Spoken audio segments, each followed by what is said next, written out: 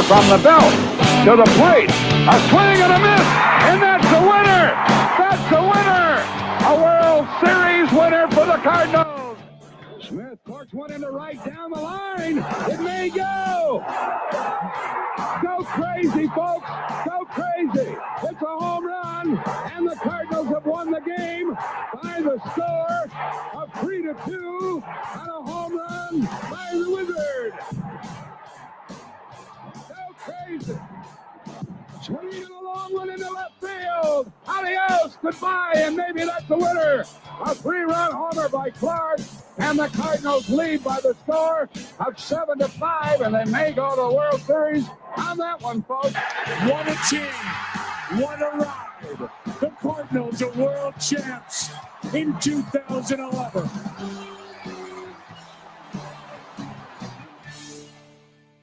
Welcome to That's the Winner podcast. I am Ryan. With me, as always, is Josh. We're actually having some good news for a while. It seems like a long while that we're like going into a super positive show, excited about everything that's going on. The Cardinals are on a heater, on a hot streak. The bats are going. Everything is looking a lot better. The Cardinals are in second place. They're ahead of the Cubs. They're in playoff contention. It's like a whole new world and exciting times, all because little old offense starts hitting. The rookies. Oh, you're not on. Now you can talk. And Matt Carpenter and Mark, veteran leadership's back, baby. So Matt Carpenter has been on the team now for 16 games, and the Cardinals are 13-3 in those 16 games. There you go.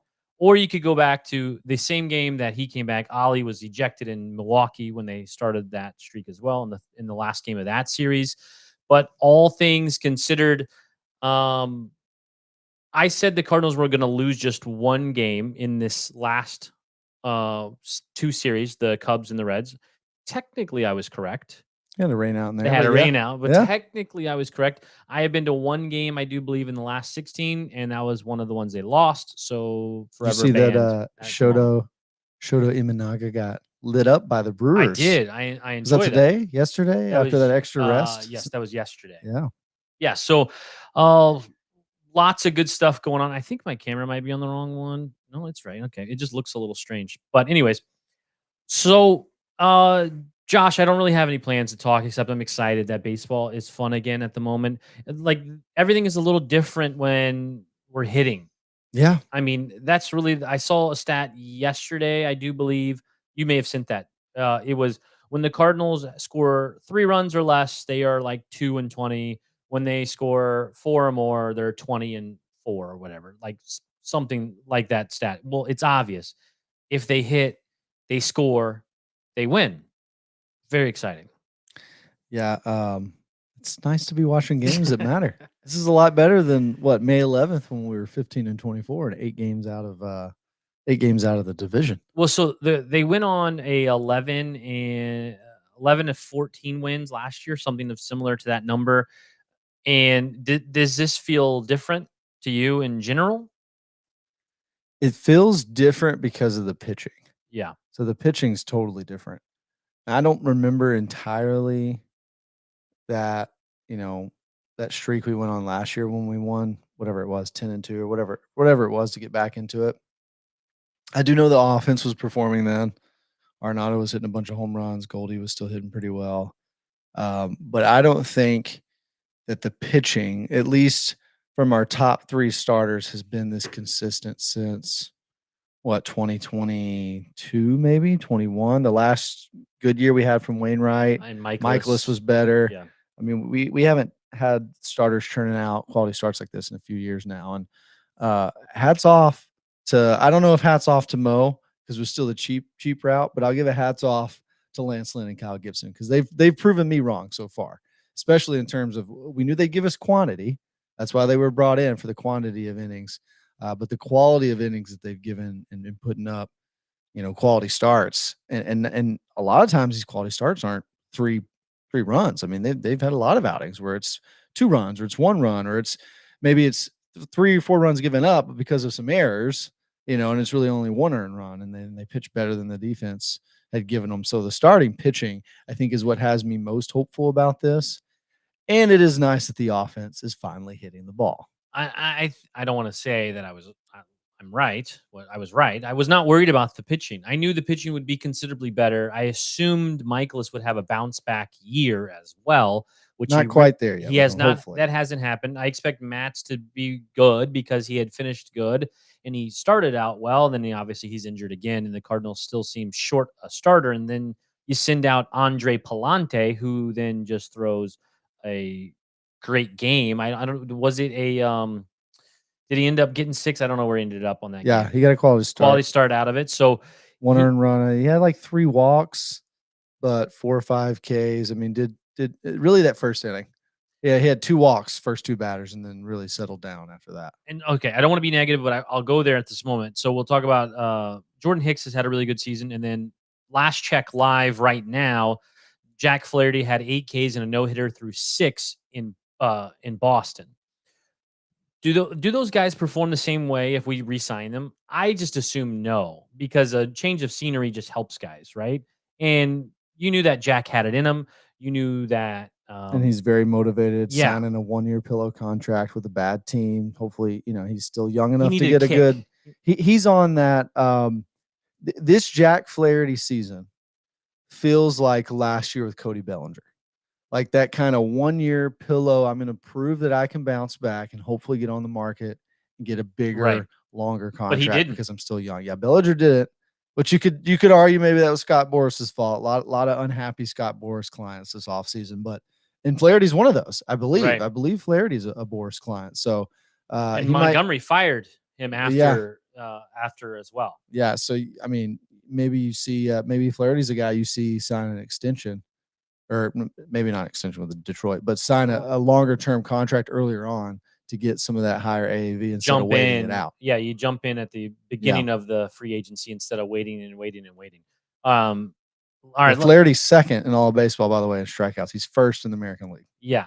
So is he still have the no hitter right now? I know not Let's everyone check listens on to this live, or watches live, but we do appreciate the people live that are with us. We are live tonight on Twitter as usual, Facebook group in the Cardinals Nation 24/7 in front of 100,000 people. So we appreciate that, Chris, for getting us on in there. We're live on Facebook in our group, in our page, and new tonight we're live on Instagram as well. Hopefully live on TikTok soon. You need to follow us on TikTok at That's a Winner Pod or at That's a Winner Podcast. We get to 1,000 followers. We can go live there as well.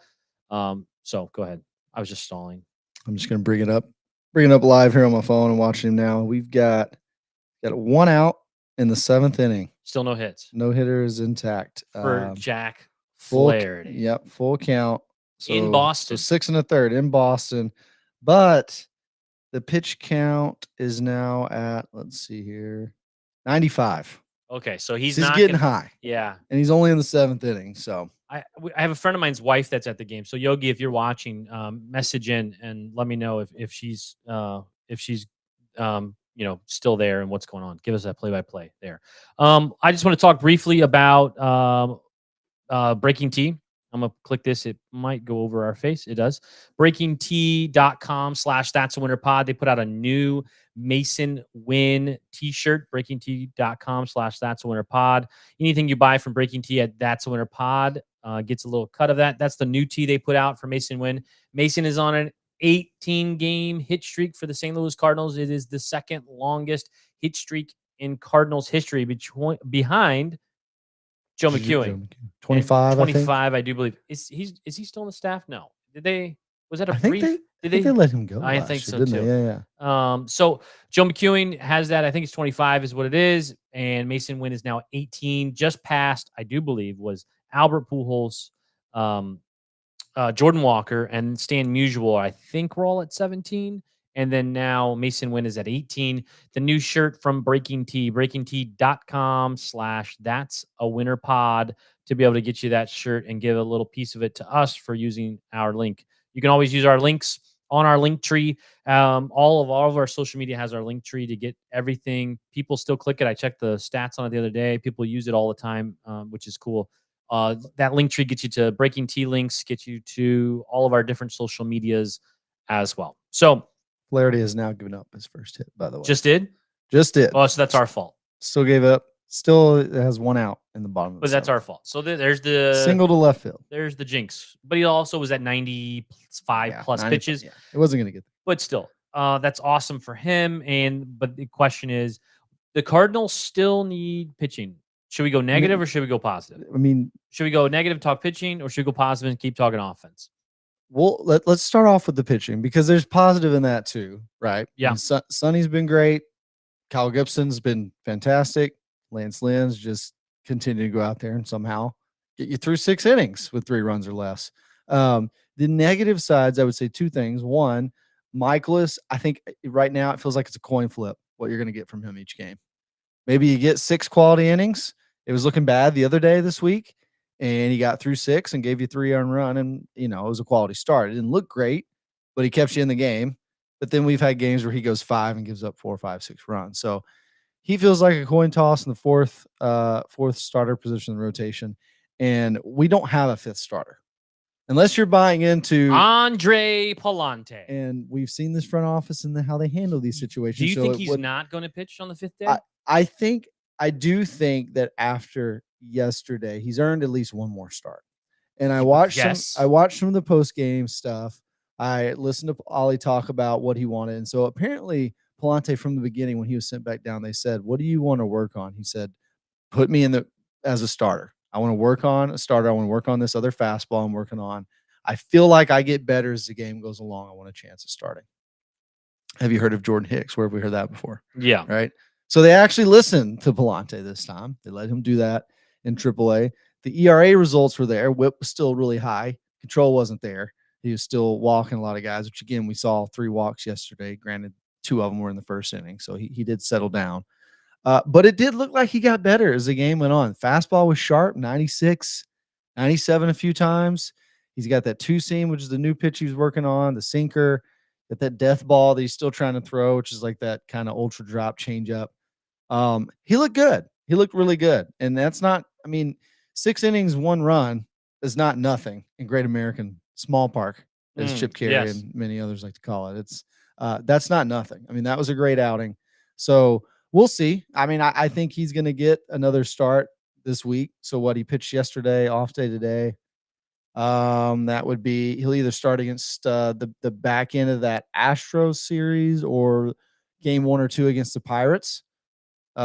It wouldn't surprise me if they push him to game 1 or 2 against the Pirates. That might be a better matchup for him than the Astros, who I know are struggling, but offensively they're still scary. Still very. They still have some of the top producing. And that's a small ballpark too on the road. Yeah, and you got the short porch in left in Houston.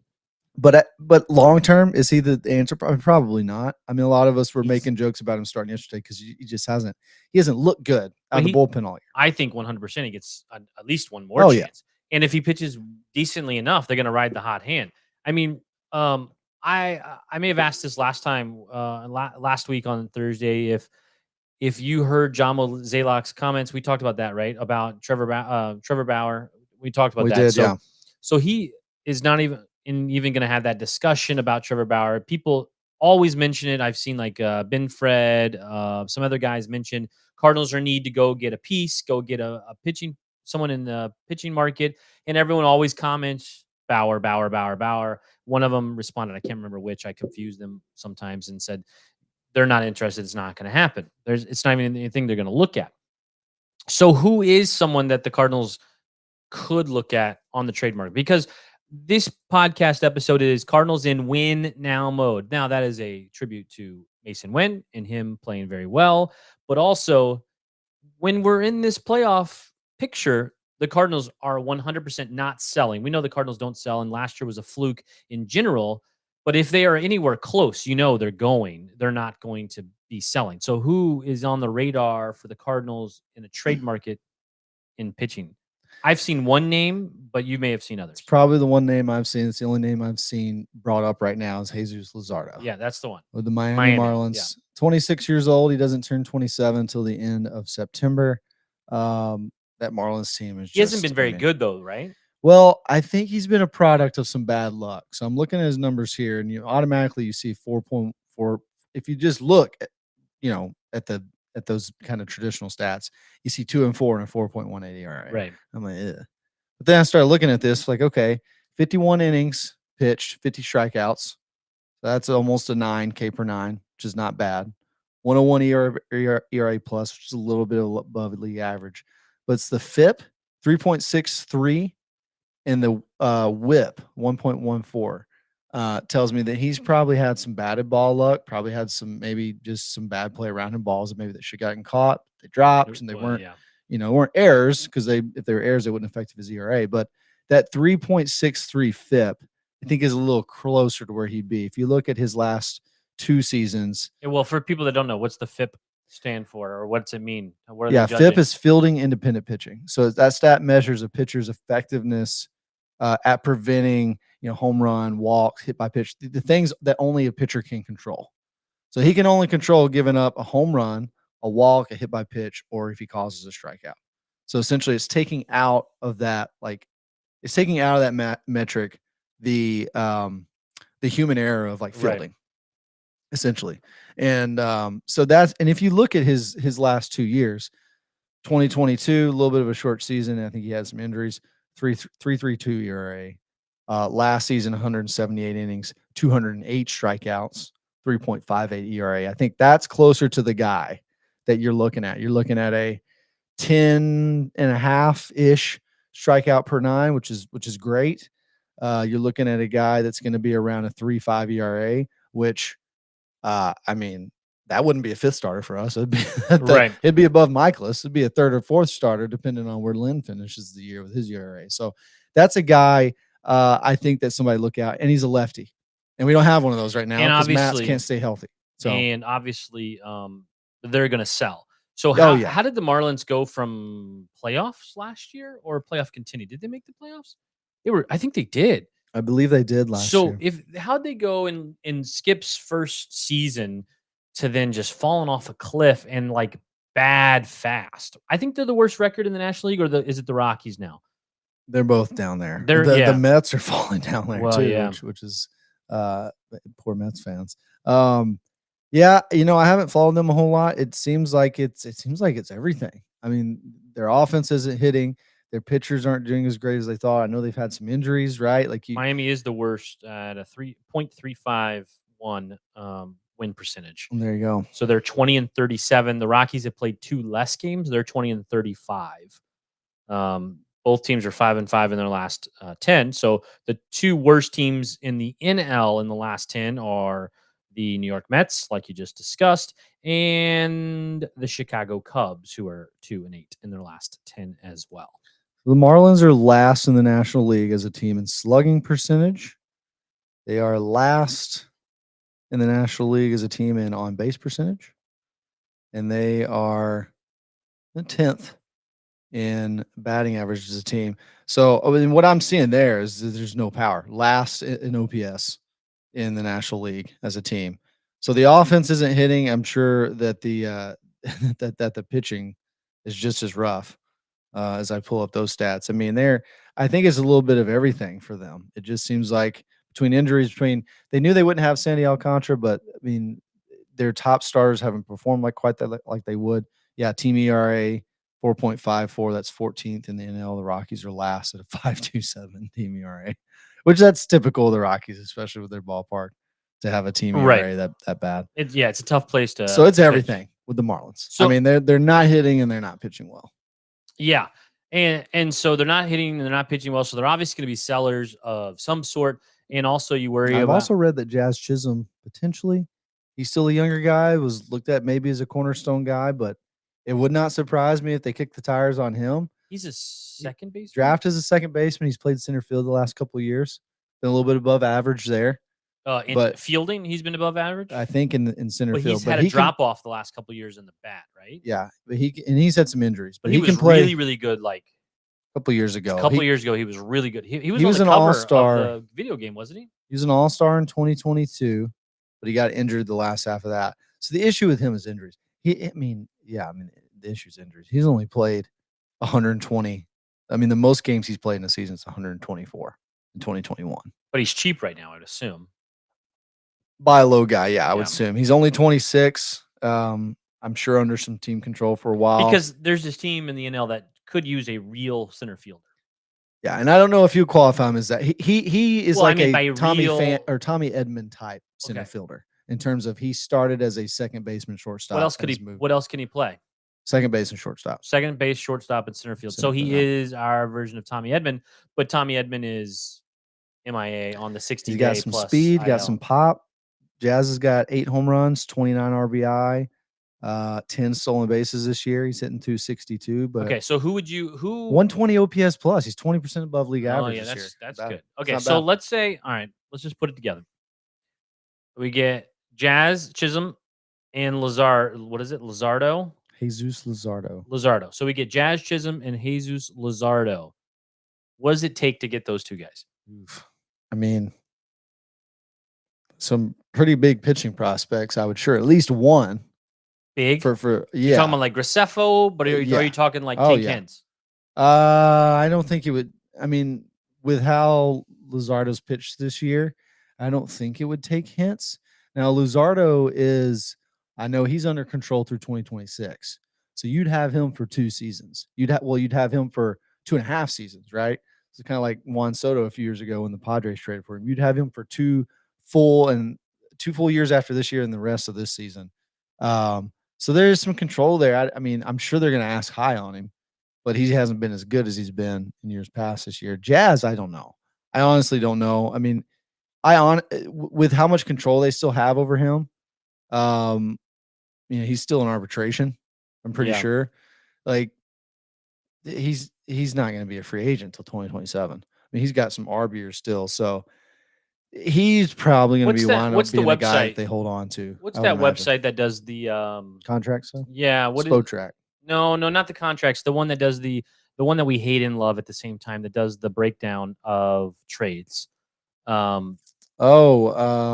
Yes, whether they match up or not. Yeah. I forget what it's called. Sorry, It's I got, like, escaping me at the moment. I have multiple computers and screens and keyboards. I was gonna pull that one up. But But yeah, those two. I mean, Luzardo's the only one I'm seeing right now that could be, a pitching target at the trade deadline.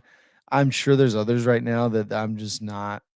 We're just not hearing about yet. Like I've heard a lot about the Toronto Blue Jays. They've been really bad compared to what they were hoping their expectations were going to be. So maybe you see some of their.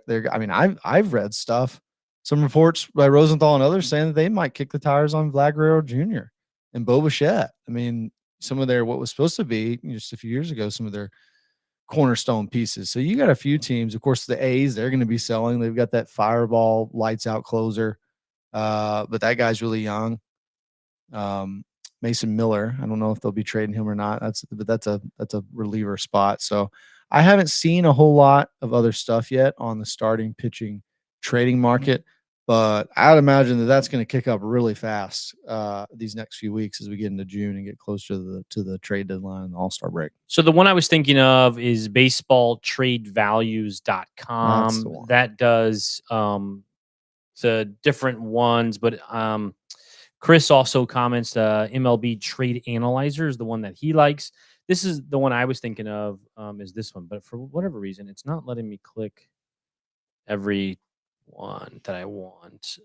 Select, like, it's not letting me select all the teams, so I'm not sure what's going on there. But I was going to try and, like, it's only letting me click the Blue Jays and the Dodgers, which I don't understand why. So I'll have to play with that at a different time. But so I was going to see if we had some ability to see what it would cost to get those two guys or even one of those guys in a contract value, like we talk about ARB years. That's what that system does decently well. I know a lot of people hate that system as well, but it still gives you numbers, values, because it way overvalues that system, way overvalues like Brendan Donovan, Dylan Carlson, because of how like inexpensive he is in years of ARB. There's a lot of other guys that it overvalued that it said that you could get a lot of guys. Okay, so let's go back. So we were talking pitching, obviously the trade possibilities there. Let's talk a little Mason Winn and the offense. Nolan Gorman is on a heater. Mason Winn is on a heater. Who else? Alec Burleson's cooled off a little But bit. he's still last like 8 to 10 at bats, but he's been hitting the ball hard. He in the last what was it the side by side comparing Yeah, yes, Cody Bellinger. Cody I've Bellinger got that side somewhere. by side of Alec Burleson. And it's just Alec Burleson's having a year, even though it may not, he's not playing every single day, obviously, but he's having a better year than every single Chicago Cup. Yeah. So I mean, yeah, that's pretty much Burleson. This was a few days ago. He's at a 1.0 WAR. Cody Bellinger's at 0.6. Burleson's played 45 games. Bellinger's played 40. You've got Burley's got more hits. He's 2 home runs behind Bellinger. He's got 5. Bellinger's got 7. Bellinger leads in RBI at 23. Burleson's at 17. But then after that, it's like, but also he's played way more games, right? It's like, yeah. Well, Burleson's only played 5. Well, Burleson's played 5 more games than Bellinger, but Bellinger's got 26 more plate appearances. Yeah, because he's playing. Yeah. But Burleson leads in stolen bases, batting average, on base percentage, slugging percentage, OPS plus. Yeah, and Nolan Gorman since May 10th. This is from at K4 Maka MAKA at K4 Maka. Nolan Gorman since May 10th has a slash line of 340, 436, 787, and a 1.224 OPS. 6 home runs, 3 doubles. In his season, WRC plus went from 67, which we know is not good. The league average, I do believe, is 100. Yeah. To now his WRC plus is 120. Nice. In what is today's date? In 18 days. I mean, that's the 18 game. That's the tear. That's the hot streak we were looking for. Because we've talked about it, and I've talked about it for 2 years. Like Nolan Gorman can carry the team for a month. Paul Goldschmidt can carry a team for a month. Nolan Arenado can carry the team for a month. Like the guys are streaky. The time is right now for Nolan Gorman. And Mason Winn has just said the time is now for Mason Winn, meaning the season right now is all time for Mason Winn. Mason Winn has been like the biggest bright spot and broken all my expectations, minus a little more pop, but still, if he ends up with, I don't know, 8 home runs and doing what he's done this year, playing Gold Glove defense and hitting for average. Yeah, I don't think you can ask for any more. He had some funky stolen base attempts the other day. I don't know if you saw that. No, I don't think that I did, but I think that this team is desperately missing Jose Oquendo all the time. Yeah. Like some of these past teams that obviously had Jose Oquendo around all the time, 24/7. And obviously Jose is getting a little older. His knees and body is why he supposedly isn't around all the time. But you can just tell that Mason would benefit from him being around. Obviously, he and Ozzie Smith has been working a lot as well, but working together. But like, yes, like Jose Oquendo would help in many, many different ways, which I think he does mostly down in spring still. But yeah, but Mason's been doing great. He's hitting the ball the other way. He's going with pitches. He's getting some clutch RBIs. I'm looking here among all shortstop. He is 3rd in batting average at 308. Bobby Witt's at 309. So Winn's 2nd in the National League among shortstop behind Mookie Betts, who's at 332. Nobody's catching him. Winn is also 3rd among all shortstop so far this season in on base percentage. And the only thing he's not doing better than all the other shortstop is slugging. But he's still top 10 among shortstop in baseball in that. I also saw today he's leading either the NL or MLB in defensive run saves at +6. Yeah. And Nolan Arenado is last in the NL with the negative number. Well, that's not great. Yeah, not great. Yeah, sorry, I threw negative in there. We're talking positive Mason Winn things, and then the negative. Yeah, he's going the opposite direction of Mason Winn at the time.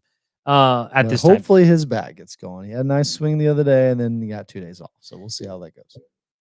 Okay, you want to go there? All right, let's go there then. So Nolan Arenado pulls the ball for the first time in eternity, it feels like. Yeah. He hits a home run out of Great American Small Park, which I said he would do. It came in a more I wouldn't say clutch. It came in a more Gave us the opportune- lead. Yes, gave us the lead. At least it was an important. It was an important hit. home run. I said he would get a home run in Cincinnati, and I said it would be worthless, but it was not. But the question is, then the next day he's immediately given a day off with Which was apparently I did see was a scheduled. It was already scheduled day off. pre-scheduled weeks ago. Pre-scheduled day off with an off day today. You got to adjust.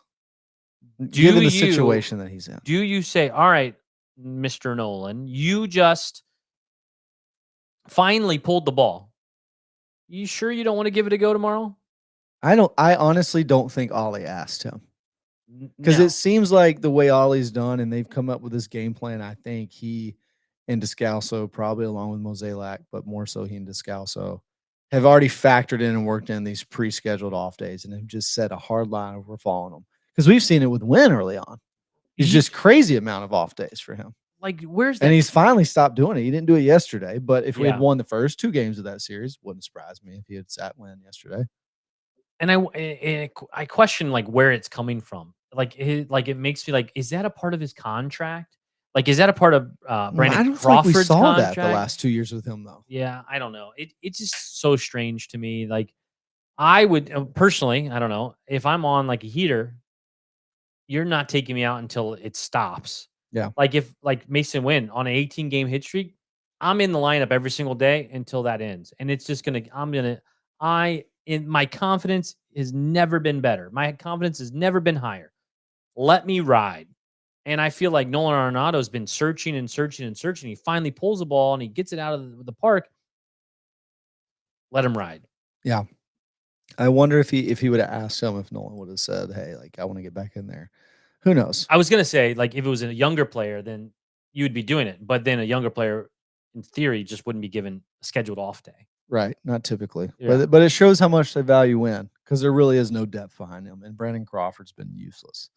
So I mean, Jazz Chisholm cut Brandon Crawford. there you go. Or hopefully you get Tommy Edman back soon, and I don't know where he's going to play. I did see what center. Or if New Bar's hurt, he'll be in the outfield. Ciani and Victor Scott have been very good defensively for the St. Louis Cardinals, but both have been. Ciani had a good week there with the bat, but He it's did a fallen week. off again. He had a good week, and that was about it. But I did see where Tommy Edman has been throwing finally a little bit. There's video of him before a game throwing the ball around a little bit, and he's I think he has hit off a tee a couple times, but nothing much. Like, it's very minimal, which still leads you to believe he is a long way from a return.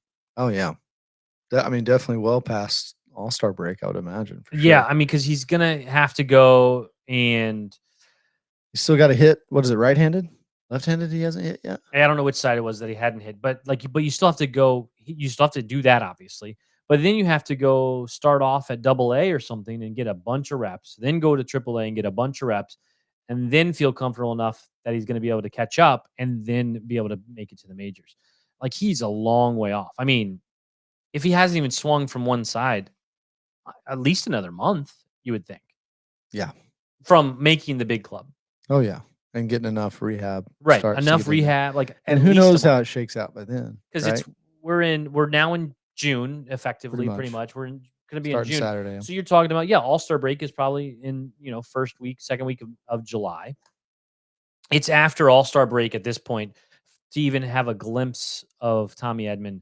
I didn't notice on the road, but I did notice at home that Wilson Contreras is is in the dugout.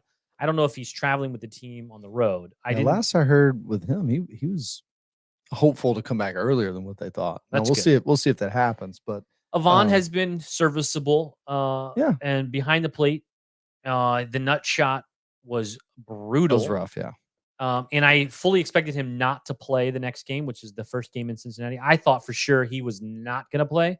I expected a terrible, terrible lineup. It wasn't great, but they still had Avon in as a DH. He's like, I'll play tomorrow, but I am not getting behind the plate and getting hit in the nuts again. Don't blame me. He's hit pretty well. Hasn't thrown anybody out yet, I don't think, which is, it's tough, but also with the way the bases are now, and the pickoff moves and everything. I wonder if that's part of the factor of it. Did they? Well, if that's the case, then why aren't we stealing on every play, or seriously, or why are we getting thrown out? That's a If question that's too. the, Yeah. you know what I mean, like if that's the case, then why are the Cardinals not having the same luck that the other teams are? All-Star break, by the way, starts July 15th. Okay, so like 15th to the 18th. which again, that means Tommy's back after All-Star break. We were talking about August, hope maybe September, August. August. Like you're talking about 2 months. Like, yeah, it'd be great if he comes in and gets hot. And then what if, who knows where Newt Barr's at by then? Is he hurt again, or is Donovan hurt, or is Walker finally back up, hitting some home runs? Is, Victor Scott playing a role into center field again because Siani's fallen off and Dylan Carlson has literally shown us nothing, which. All right. I have Jack Flaherty's final line, by the way. Did you get through 7? He did not. He did 6.2. So 6 2/3, 1 hit, 1 walk, 0 earned runs, and 9 Ks in Boston for Jack Flaherty. He had a no into the 7th, and obviously he did not get out of the 7th. So that's where he ended up there. So Jack had a great night. Lowers his ERA to 3.46. He had 9 more Ks tonight. Yeah, and that might push him. I was going to ask, does that make him the league leader in Ks? That might. Tyler Glasnow, he's at. This is showing 90. Glasnow last checked was at 95, but he's the most strikeouts in the American League. Yeah, and a 3.46 ERA now, 1.0 WHIP. He's been fantastic, and he's 1-4 on the Detroit Tigers. So yeah, I mean. The offense, hopefully it continues. We've hit a home run now in 14, 15 straight games, at least 1 home run as a team. And we've had an error in. That finally stopped yesterday, okay, I think. Okay. I believe so. I believe we played a clean defensive game yesterday. Finally. You want to preview these next 6? Because the team is better defensively. It's a miracle, honestly. We went 13-3 in these Cardinals last had 16 an error with some of these. Yesterday, Wednesday. There was So an error. There was an error Wednesday. I thought there was a game in there where it stopped. There we go. Tuesday. No errors on Tuesday in the 7-1 win. But prior to that, it was like 10 or 11. I think it was 11. Yeah, before that. Yeah. 11. And the defense is much improved from last year. And to have 11 straight games with an error is kind of puzzling. And to win 8 or 9 of those. Right. And here's I knew the excuse of the Cardinals getting in at 4 a.m. to Cincinnati was that's what supposedly they got into the hotel was 4 a.m. on Monday morning. Look, I don't know about all y'all, but at 22, 23, 24 years old, there wasn't a lot of sleep that was occurring anyways. So, and these guys are they're flying private on luxury planes. Get some sleep. They don't have to go through the airport. Like it's different if you're going through the airport, going through all the security, getting on a crappy plane. No, these guys are flying luxury plane, private jets. They are well taken care of. I stayed up late that night as well and watched them play in St. Louis. And then I drove 2 hours to the game as well. So, and I got there plenty of time early as well. And I wasn't tired at all. And I'm older than most of the team. Good chunk of the team. Yeah. So I think that's just a cop out to say Arenado's error, his bad play that it didn't call an error in between the gap between him and Winn, and then Goldie's error is because they got in at 4 a.m. Yeah. I think it's just like a cop out easily. That's what it felt like. But at least they bounced back and they won the next 2 games. Yes. So I mean that's going to be the big thing. If we're not going to have a 7-8 plus win streak, then you've got to do what they just did over these last 16. And you've got to go 8-2 or 9-3 or whatever it is, and have the losing not turn into streaks. And if you're 2-3 wins for every 1 loss, great, let's just keep doing that the whole year, and we'll be in pretty good position. And by the way, that game in Cincinnati on Monday on Memorial Day holiday game, 4 p.m. start Eastern time. beautiful, perfect weather, not hot. It was like 75 degrees, wind blowing, so comfortable. There were 24,000 people at that game. I got seats 10, 15 rows behind the Cardinals dugout for $32 each. And Ooh. 24,000 people on a holiday game against, I would say, their biggest rival. Not our biggest rival, but probably the Reds' biggest rival, right? Is us, I would say. And that was the game we lost, right? That was the game we lost. So it was a 5th win in a row too for the Yes, Reds. So they were on a bit of a win streak. They were on a win streak. But they're also 9 games out in their last. But 24,000 people on a beautiful holiday day, and that's what they get to the ballpark. Now, I'm not judging because the Cardinals' attendance has been. It's just that's a game that gets filled. Yeah. Maybe Reds fans, I mean, prior to that 5-game winning streak, they had lost like 7, 8, 9 in a row. It was pretty bad. They really fell down. And I don't know. Last now 9 out of the. I don't know what it is, but always going to Cincinnati always feels like a minor league game. I don't know what it is, like in general. It's probably the low attendance kind of makes it. Is feel that what? way. Like it's never loud. Like it's never a loud atmosphere. The last time those atmospheres were loud and intense that I remember going was the Joey Votto, who was the second baseman they had that got into it with the Phillips. Brandon Phillips. It was, it was those seasons when they were winning the NL Central a few years, and it's always tons of Cardinals. Jay Bruce. Yeah. But I mean, the stadium I remember going to those games was more filled. So I remember going to a game. I can't tell you what year it was. David Weathers was pitching. Pujols came up and hit a grand slam to take the lead in the 9th inning, like ripped their heart outs. But it's half the park is chanting "Let's go Cardinals," and it's loud because it's a rivalry, and both teams were good at that time, obviously. But it's always been a very, very Cardinal heavy, like compared to other locations. Like Cardinals fans travel well in general, obviously, but like to Cincinnati, it's easier for some fans to get to there than it is St. Louis, and so they'll take that cheap ticket and that easy. Like it's much easier to get it's much easier to get an autograph in Cincinnati than it is to get one in St. Louis when you're trying to get to the Cardinals. So like it's an easier, cheaper, shorter day in general to go to Cincinnati. So yeah, it's just I don't know. I just thought it was like it's always like going to a minor league game. I also got, if you're looking for reasons to go to the Reds game, $25, all you can eat. Chips, popcorn, peanuts, soda, and you got 5 hot dogs. 5 hot dogs, and all you can eat. Per ticket? $25 cost me. It was a $25 all you can eat thing. Nice. Popcorn, peanuts, chips, soda, and then 5 hot dogs. So all you can eat of the other things, 5 hot dogs. Nice. I fed me, my wife, and child on 5 hot dogs and chips and peanuts, and I was the only one that had a soda. My wife had 3 beers. So there you go. Like we fed. I mean, you can't go to a ballpark and spend $25 on food. So there you go. So like, I think that's cool for them to do that. And that's like was the highlight of the day. Was there you go. At the very first inning, Goldie pops off for another home run. That was exciting. I thought the game was going to be a slaughter of just tons of runs. I mean, the wind was blowing 20 miles an hour straight out. So I thought, oh man, it's going to be a long day for everyone. But then the wind kind of settled down. Lance Lynn settled in. Arenado and Goldie got airs, and that was the end of the game. All right, let's move on. There you go.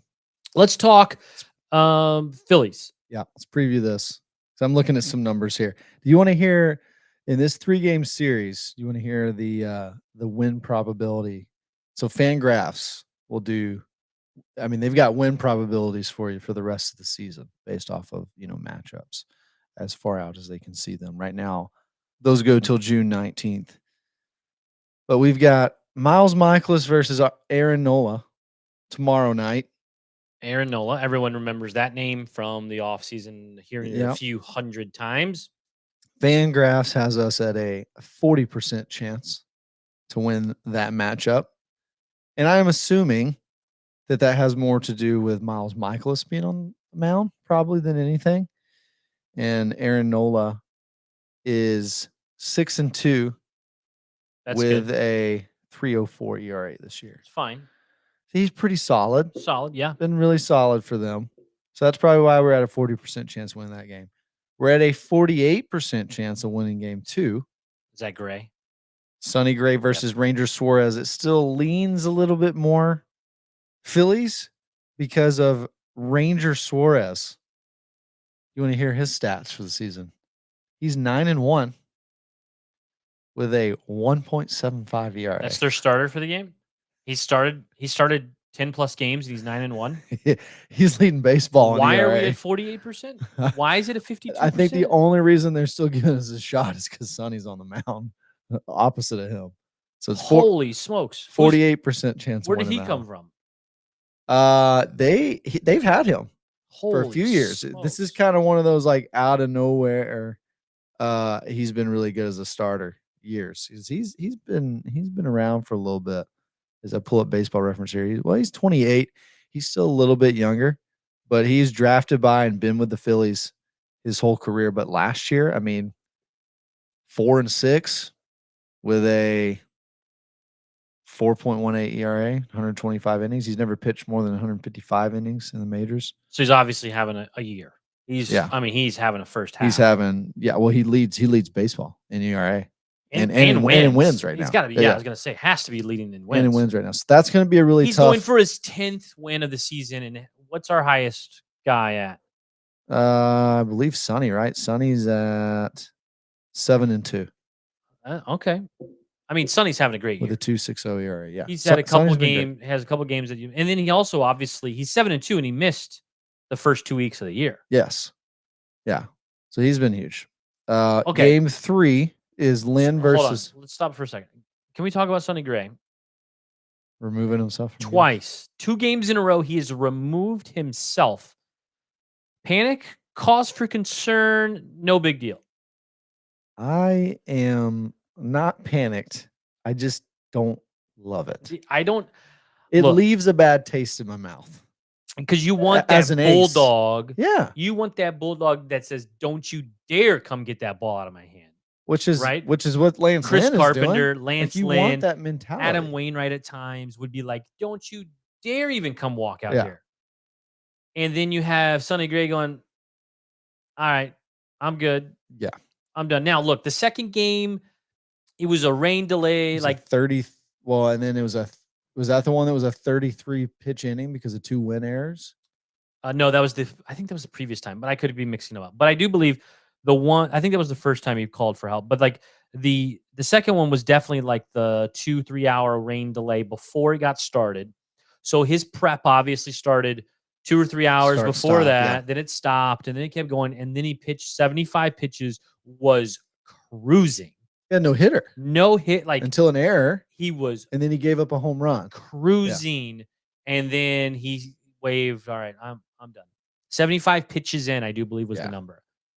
That one even still, I'm like, I was thinking, man, he can go like 8 today. And that was against the Cubs. Yeah, I was thinking he can go 8 innings tonight, and he waved himself done at 75 pitches in 6 innings, I do believe. I was like, So it was odd. That was odd. And then now I do okay. I also look at it as this part. Is it that Ali just has no idea what's happening? Like the manager should be kind of in tune with that. The catcher obviously has changed multiple times for him because Wilson's hurt. You have Ivan. You have the other guy's name that I can never say properly. You have different catchers that are going out there. So is it that the catcher's not always the same guy, so he's not completely in tune with Sonny? Is it that Ali is not in tune with his own player and doesn't know what he needs from him? Or is Sonny just knows his body better than anyone else and says, I've maxed out? Yeah. The third one is what concerns me the most. If it's on Sonny just going, yeah, it's my body. I've exerted too much. I'm done. I think I would prefer the answer to be Ali is inept. I think is what I would prefer the answer to be. For your ace. But it feels like it's the latter of what you said. It does feel like it's like, I know my body. And some of that maybe, I don't know. He had the hammy stuff, that is what got him on the IL to start the year. The way he's been pitching doesn't seem like that's bothering him at all. Yeah. The It's last like a one, fatigue thing that yeah. maybe he worries his body breaks down in fatigue. Either that or, I mean, he did talk post game about the last one he took himself out of, which was the back-to-back Winn errors. He had to throw 32, 33 pitches in the inning Like a and lot of motion high out. leverage Yeah, pitches. and he said I could feel that I was losing feeling for like my breaking ball, my fastball was getting straight. And basically it was like, which even still, I'm like, I don't know, man. But see, that's why I think like, that's why I think like the you catcher would wa- notice that, right? Like Yeah, in but theory. right, and then at least it wouldn't look as bad that Sonny had a Right. motion for Ollie to come out. Right. But even that mentality, I'm just like, I don't know. You can't get it together for one more out But then you're mad at Ollie because he lets him go one more as well. if You know something what I mean? bad If happens. something I bad happens, guess, you yeah, like but you because should Ollie and or the catcher who's catching that day see that miss, okay, his breaking ball is losing its stuff. His fastball is going down a little bit, and no one else is noticing except Sonny Gray. That's when I think, okay, Ollie is missing. The pitching coach is missing. They're not seeing what he's feeling. yeah. Then that is on the coaching staff and the catchers. If it's just Sonny Gray going, yeah, that I'm good. That is what kind of makes me go, ugh. Like, Yeah. I don't. And it I mean, based on the post game interview I watched, it seemed like it was that he just said like I was basically like I hit was a done. wall. I 33 plus pitches, they were all high leverage. I was getting gassed and it essentially kind of said like, it was time to bring in a guy that was fresh that could get. And credit to Jojo Romero. I mean, it was the right move. He Right. came in, he got He the came- out, but It didn't matter. It didn't right, matter. right. But so if he it's gives up just a that home run I on the think next it's the play, mentality. It's the yeah, mentality it's that the leaves a sour bulldog. taste in my mouth. It's Like, the ace. yeah. And you needed one more out. Yeah. Like, even if you felt that, you really don't think, I don't know, But at least one more but I batter you could. respect it at the same time. Yeah. Because if he doesn't say something and his next pitch is in the seats, you're going, dang, he couldn't get through one more. But then he Yeah. pulled, like, you know what I mean? It's a if thing. Yeah. And I just feel like But I understood that Ollie one doesn't more understand because his the guy. 30 plus pitches in one inning. Yeah. It was the one before that against the cut, especially with it being a division rival. Yes. You're only at 75 pitches. I'm like, what? Like, what do we? Especially with how much we've already used Romero bullpen, and Helsley right. and Kittredge and those Because the guys. bullpen has been unbelievable. They've been, yeah, even the guys that got brought up to kind of just be mop up innings. Right. Lay, who's some of the others? I can't even think of them all off the top of my head. John King. They've been great. They've even been good. So Ryan Fernandez, he's been good. So I mean, I think I don't know. It just rubs me wrong a little bit. I can't. I mean, I say I can't see. He never did. You never saw Chris Carpenter do this. No. Never saw Adam Wainwright do that. I mean, never saw Lance Lynn do that. I don't remember ever seeing Kyle Loesch or like. I mean, you could go back. I've never seen any pitcher wave that's not an injury. Like I've tried to think about That's what it is. Like yeah. I've never seen a starting pitcher go, come get me. Yeah. Never. I've got it. I'm done. Unless they're injured. And that's our first thought when we see it. We text each other. Oh, crap. Great. Yeah. Is it the hammy again? Yeah. What happened? I hope they say something in the post game. Oh, nope. He said he was done. Yeah. Hey, I was eating a protein bar. Like, yeah, I didn't have anything left. It was good. So again, it just pushes me back to like, is Ollie that far off base with his guys? Maybe they have an understanding. He's told Sonny, I trust you. Because And Sonny you tell came me in, when you're ready. Like, but Sonny came into spring training and everyone said, this dude takes control. He's the boss. he's got his exact game plan that he's he got wants. a game plan. This is what we're doing, and this is how we're doing it. And he's like a bulldog in taking over of the plan. So then this to me is the complete opposite mentality whenever you think about it as, okay, now he's just done with 75 pitches because, I don't know, maybe we're also spoiled. I don't know if spoiled is the right word. Maybe we also go back to older baseball. Like we're in a new era that guys don't pitch 120 pitches anymore. Because if you're at 75 pitches and you're cruising, you're going to let them kind of go usually. Like previously in 10 years ago, you're going to let a guy just go because he's eating up and he's just cruising.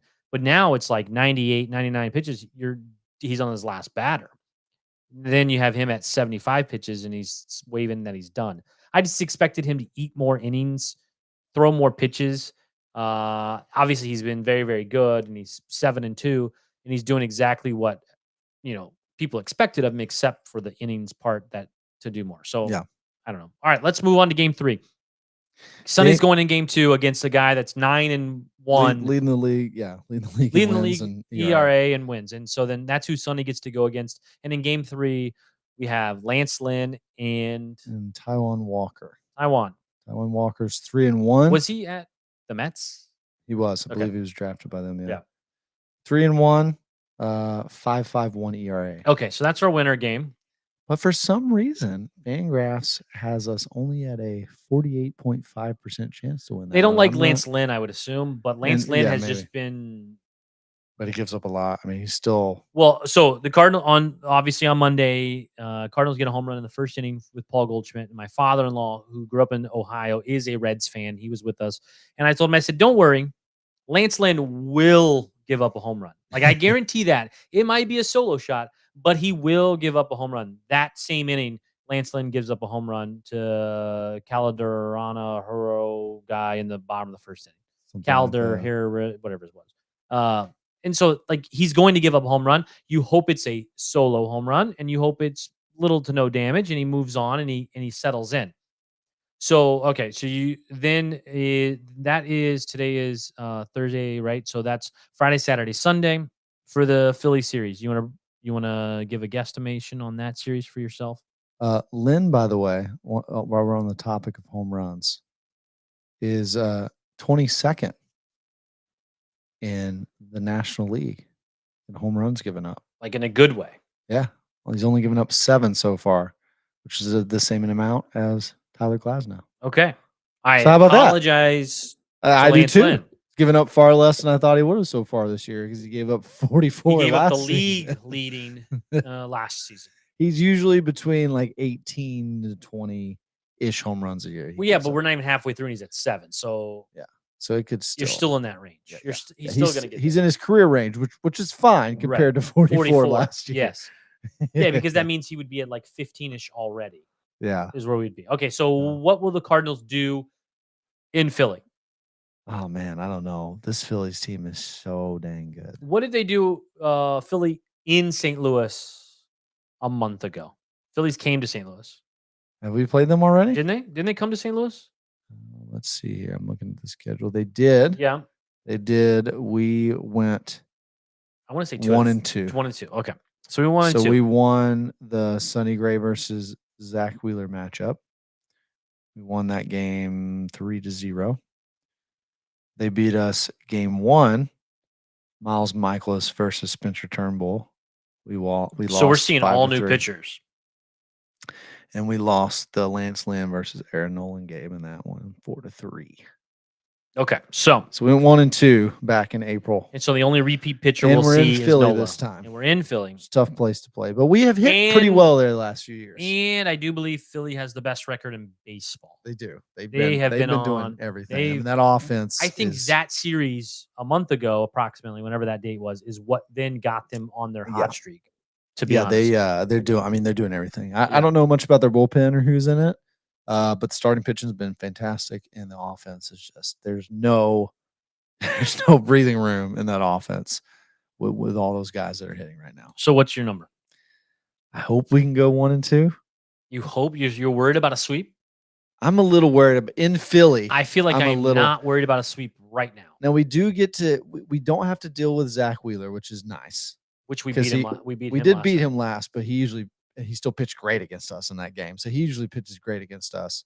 Taiwan Walker, I don't know. I mean, that's a toss up. I do think we should win it with Lynn. I'm going positive. I'm going 2 out of 3. You can go 2 or 3 because I think we're going to steal the first one because the Cardinals are hot, and get the third one. Phillies have lost a few games these last. The Cardinals play well the first game of the series. That has been proven. That is what they've done. Before this win streak, I could tell you the number was they had won 11 straight series openers, or 11 series openers, and they had won 10 other games besides the series openers. The series openers is what the Cardinals do well. So I'm going to say the Cardinals win the first game of the series, and then they and that's gonna be a stealing of that game. I don't know. It's gonna be maybe a low scoring game. We get lucky, but then the third game, Taiwan Walker game, Cardinals are gonna win that one. So I'm gonna go positive Pete here and go 2-1 in Philly. All right. So what do you have? What are you saying? I'm still probably going 1-2. But you said But you were worried about a sweep But then I keep my expectations low. Then I can be pleasantly surprised if we do more than that. I don't know if we want to get too far ahead, but the Houston series right after, it's a really interesting one. Fangraphs has us really low in these games against Houston. Well, I was going to see the next day off. Our next day off is not for a while. June's going to be brutal. June's going to be brutal. Our next day off is June 10th. Yeah. Okay. So we go 3 in Philly and 3 in Houston. 1, 2, 3 in Houston, and then at home in Colorado, which I'll be at for 4. I'll be at one of those. Podcaster Day is that weekend. It is Larry Walker bobblehead against the Rockies. Oh, dear. That's a little kind of because Rockies, Cardinals. So it's a Larry Walker bobblehead that weekend. I think is the Saturday game. So we have 4, 3, and 3. So the Astros, and then you got 3. The Pirates are in town as well for the last bit of that 7-game homestand. Yeah, but we have an off day in between Monday the 10th. Yes. And you're gone then? I'll be in Scotland, man, from June 8th till about the 24th. So this is Josh's last podcast. Second year of Blogger Day again. Yeah. Podcast Blogger Day, which is a bummer. So Josh will not be on for a while. Yeah, it'll be a good 3 weeks. Yeah. So I'll have to find some help if anyone would like to help me because I don't want to spoil anything. But there hopefully should be a new sponsor starting by the next time we have a new another podcast. So I'm really going to need some help. So because we're going to have to keep producing good quality stuff so that they can get their money's worth. Just have to hop on my computer. You said that last year. Now, yeah, it didn't happen. But 12 a.m., 1 a.m. But they were also terrible. So there's no reason. It was no reason to jump on. So maybe if they're on a heater still, then you may want to get back on. I'll figure out a way to. But the Cardinals, Astros, and Rockies series, I feel like the Cardinals should do really well in. Well, this is what I was saying 3 of 4 of the Rockies, 2 out of 3 against the Astros. For some reason, this Astros series, Fangraphs, these 3, they probably play better at home. I assume the Astros do. I think that's part of it. And maybe it's the matchups, but they've got us game 1 against the Astros, 40.7% chance to win. Game 2, 41.5% chance to win. It's got to be a home versus away split. One is their pitchers too. We've got Palante and Michaelis slated right now. Palante's on there though. That means the Cardinals gave them that info. Like the Cardinals, they don't just put that out there unless there's a. They're basing this out of the rotation over the next 19 days as it's slated.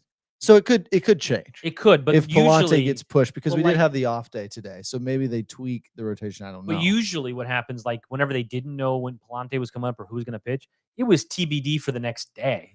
They didn't know who was pitching, so they're getting that info from the Cardinals at some point of who they have slated to play in those games. Yeah. Game 1 is Gibson versus Verlander. That's the lowest percentage. Is he having a good year?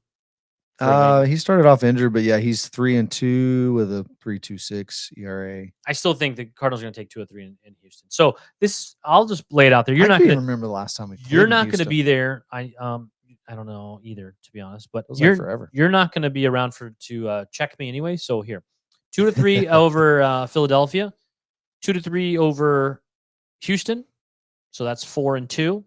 And then 3 out of 4 against the Rockies. I hope at least. So our odds are great on those games. So 3 to win, 5, 7, and 3 in the next 10. If the St. Louis Cardinals go 7-3 in the next 10, and we are already on a, and then leading up to the break, you've got Pittsburgh, Chicago, Miami. Oh yeah. So, but what's the streak now? 13. They're 13-3. 13-3 since that last awful loss against the Brewers. So that all they got ejected. If they go if they're 13-3 now and they go 7 in the next 10, that would be 20-6 in the last 26. That's not too shabby. That is a great month because that's 30 days. And then you still got potentially a pretty favorable schedule leading up. Miami and the Cubs, who are going backwards. Yeah. All right, so this is what I'm going to say. You actually got 4, I think, against the Cubs. All right, here it is. There's a doubleheader in there. This is what I'm going to say. If that happens, if the Cardinals go 7-10 in the next 10, we will give away 7-3. You mean in the next 10? 7-3 in the next 10. We will give away a City Connect jersey. Ooh. This right here. Josh has one on. I have. Oh one. no, I've just got Oh, it. you have regular. Oh, sorry. I've got the well, these are discontinued. Those now. are just that's old school. So this is vintage. That's old now. school, vintage. We will give away, if the Cardinals go 7-10, we will give away a City Connect jersey, but you have to participate. Obviously. Yeah. I will make a tweet. We'll make a tweet. We'll make a retweet, follow. There's also, I'm just going to give this tidbit to all the people that are listening right now. There's about 156 people on Twitter right now alone. There's another few thousand watching on Facebook right now. This is just for you. This is a tidbit. I'm not putting this anywhere else. I have a tweet out that teases that we're possibly something in the works. There's a tweet from a couple days ago. You want to interact with that tweet. That's my tidbit. If there's a tweet that says we have some, hopefully working on some good news, interact with that tweet. And then that will help you be able to win things that are associated with that tweet and help you get a City Connect jersey if the Cardinals go 7-3 in the next 10. There you go. And we're gonna pin that tweet.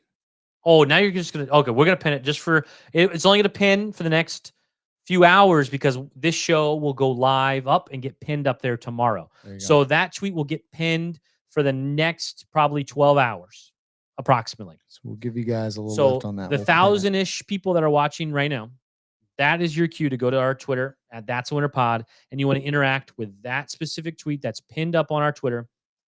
You don't know what that logo is, and that's fine. So what do we want? Do we want a reply, retweet, interact, like it, retweet it, interact with it, comment on it? Depending on what you do, might give you more chances in the next couple weeks. There you go. Our next episode hopefully will be June 10th, which is Monday. Josh will not be around. I'll need some help that day. Hopefully Kyle is around that day as well. Let's talk briefly again about Breaking Tea. Breaking Tea has our own t-shirt right there. That's a Winner Podcast t-shirt at breakingtea.com/that's a winner pod. They also have the Mason Winn t-shirt up that they just put up there as well at breakingtea.com/that's a winner pod. Get nice. Any of the, it's a sexy little thing. And I hope that young man goes ahead and gets another, what's the record? 25. So he needs 7 more hits. So 10 more games. So we have 10 more games in this series. He can break it by the time the next off day. So we hope that keeps coming. breakingtea.com/that's a winner pod. These shirts and more are available there. Again, if you're using our link, we get a little piece of that. We would appreciate that.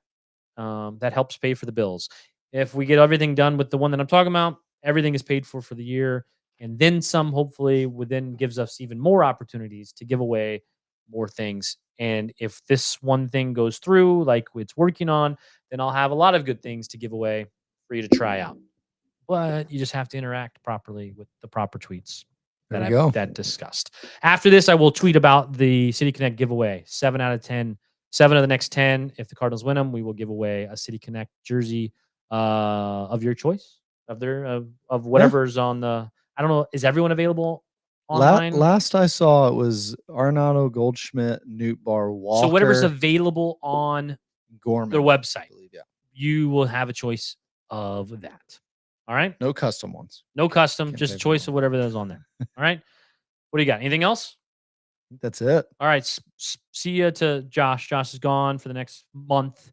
He will not be around unless back in the UK. Unless the Cardinals are on a super heater, then he'll make time somehow. I have a feeling. I mean, Monday we'll see. Monday, because I get in the day before that, so your sleep schedule may not be. Yeah, it's going to be like 2 a.m. for me, but we'll see where I'm at. All right. That's Josh. I'm Ryan. This has been That's Winner Podcast. See ya.